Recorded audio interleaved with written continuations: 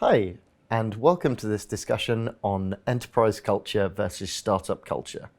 My name is Adam Shepherd. I'm the reviews editor for IT Pro, and I'm joined by Deputy Editor Dale Walker and staff writer Bobby Hellard.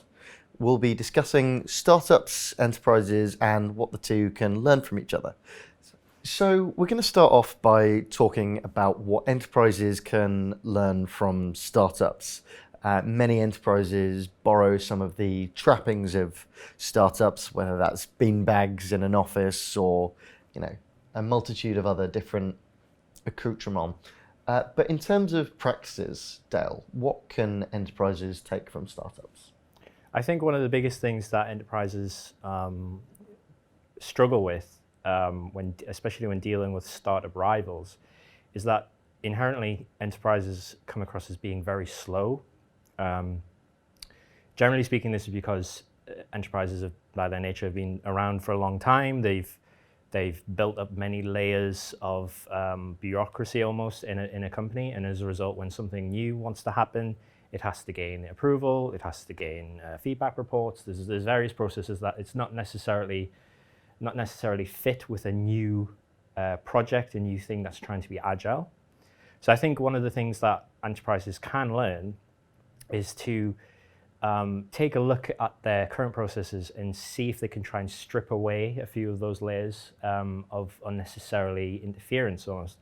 Now, that's not to say that enterprises should be as agile as startups, because by their nature they never will be. But if they are able to perhaps manage smaller projects in a way that is a little bit more akin to a startup, it's a good place to start, and it can then perhaps maybe be extended to the rest of the organization as a result, if that is as successful as it hopes to be. Bobby, what do you think? I would agree. Sort of the smaller your company, sort of the less sort of layers you've got, middle managers and all that kind of thing. So if you just can keep it simple, which is not easy for a bigger company, but the simpler you keep it, the simpler it will be to get things done, pass through projects. I think DevOps can be a great example of that as well, in terms of taking a smaller team and empowering them to move more quickly within the organization. So one of the big things with startups is the whole cultural element. Bobby, what do you think the relationship is between startups and enterprises when it comes to culture? Well, when they all focus on their employees early on, and they sort of look to embed core values that grow with the business. So when you're at a bigger startup that's already in place and it's growing with your business, it's a nice working culture where they empower the employees. For startups, obviously that can help to attract employees, because you don't want to just join a big company where that's already been. It's not really going to relate to you. Whereas at a startup, you can join that company, get invested in it, and you can be motivated by it, scale up.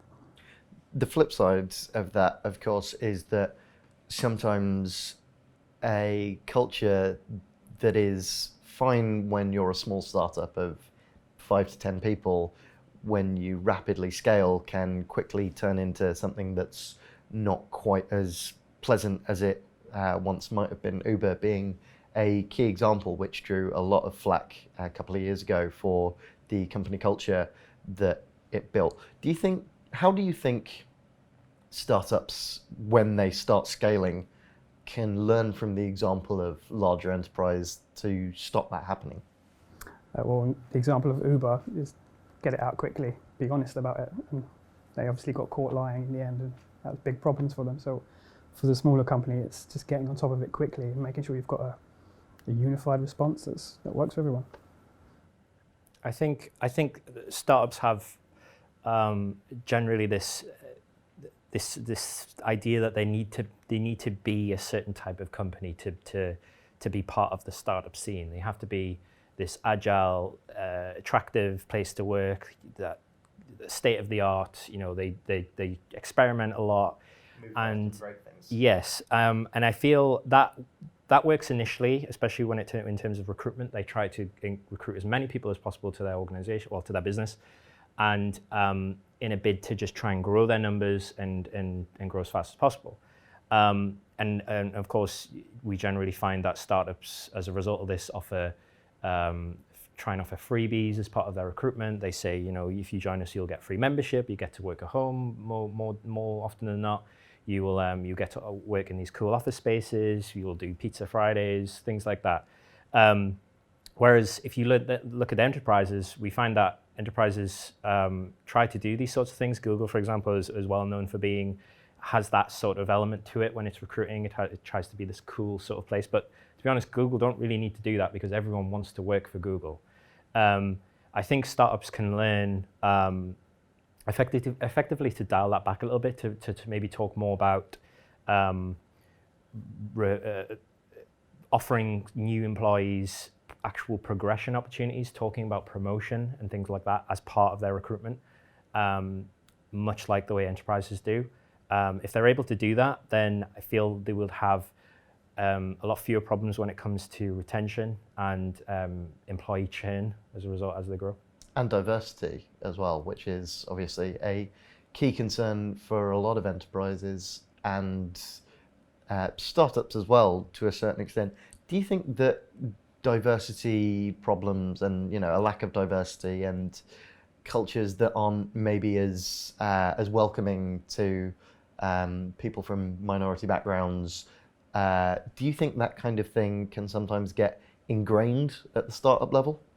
I think definitely. I think there can be a sort of a tunnel vision focus of trying to get as many people into the business as possible, and sometimes that can affect in terms of diversity. That can cause problems. You will end up taking in as many people on as possible and not necessarily considering the wider company environment as much as you might want to. And you might find that later on along the line, you then start having problems of having to play catch up almost, where you suddenly realize later that you kind of need to refresh the way you're recruiting. And by that point, you may be dealing with other problems as you grow, and it's just not a great time for that to happen. It's best to deal with those sorts of things early on so you can then plan a route forward almost. Thank you very much for joining us for this discussion on startup versus enterprise culture. That's all we've got time for, but please check out all of our other content on itpro.co.uk and follow us on Facebook, Twitter and LinkedIn.